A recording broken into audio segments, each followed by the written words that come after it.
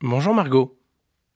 Dans les représentations mentales traditionnelles, on confère volontiers au peuple juif un caractère essentiellement spirituel, illustré par un temple détruit, Jérusalem, une terre perdue, Eretz Israël, un livre universel, la Torah, un recueil de commentaires décriés, le Talmud, véritable patrie portative pour les juifs, sont l'expression du philosophe Daniel Boyarin.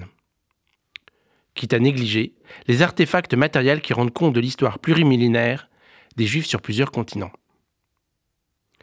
Attester la présence historique et concrète du peuple juif sur tout le territoire européen, de Vilnius à Bologne, de Perpignan à Vienne, c'est l'intérêt de l'ouvrage Archéologie du judaïsme en Europe, publié il y a quelques semaines sous la codirection de Paul Salmona, Philippe Blanchard et Amélie Sagasser, et coédité par le Centre national de la recherche scientifique, l'Institut national de la recherche archéologique préventive et le Musée d'art et d'histoire du judaïsme.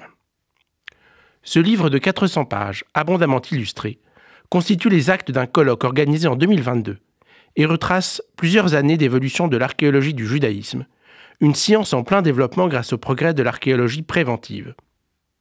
En quoi consiste celle-ci ?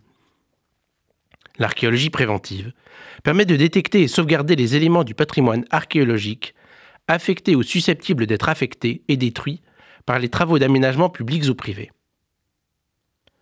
L'histoire du judaïsme européen est marquée par les persécutions, les destructions et les expulsions à l'époque médiévale en Angleterre, 1290, en France, 1306, 1394 et encore 1501 en Provence, et bien sûr en Espagne, 1492 et Portugal, 1496, qui provoquent la disparition de nombreuses communautés.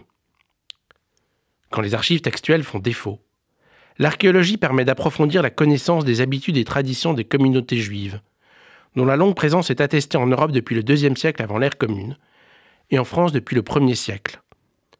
Époque à laquelle remonte la lampe à huile à décor de Ménorah, découverte en Provence dans la ville d'Orgon en 1967 et conservée dans la synagogue de Cavaillon, ainsi que le sarcophage de Pompeia Iudea et Cosutus Eutyclès, mis au jour à Arles en 2009, qui permet d'affirmer que la présence des Juifs en France est contemporaine, sinon d'Astérix, au moins des empereurs romains.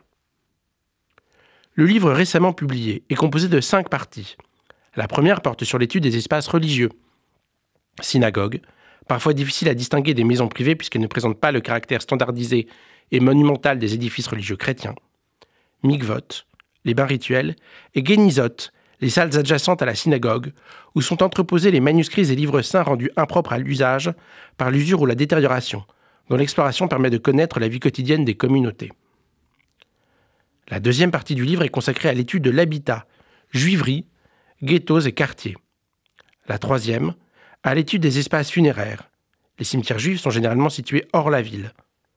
La quatrième partie est plus contemporaine et porte sur l'archéologie de la Shoah, graffiti du camp de Drancy notamment, avant une dernière partie sur la patrimonialisation des sites, c'est-à-dire la création d'espaces et musées dédiés rappelant, sur les lieux mêmes des quartiers juifs historiques, la longue présence des Juifs d'Europe.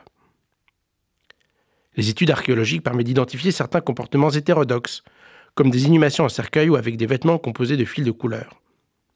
Mais elles sont parfois confrontées à des difficultés, comme la prohibition par les autorités religieuses des études sur les dépouilles, qui permettraient de connaître l'origine des populations, la nature de leur alimentation, ou des maladies dont elles souffraient, ainsi que les conditions de leur disparition.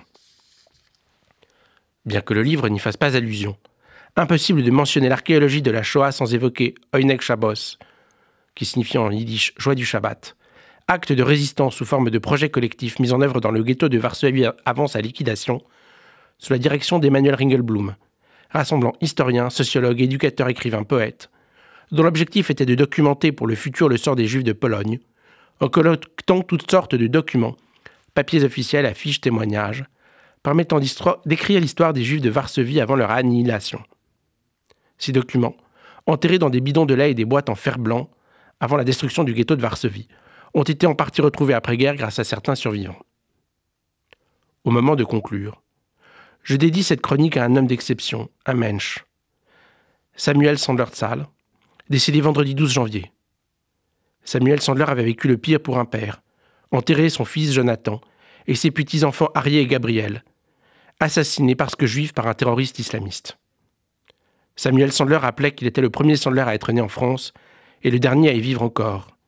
Il s'est éteint, alors que brûle à nouveau dans le monde la haine antisémite nous laissant ce testament poignant.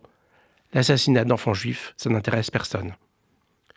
Que la mémoire de Samuel Sandler soit une bénédiction éternelle, tissée dans le fil des vivants.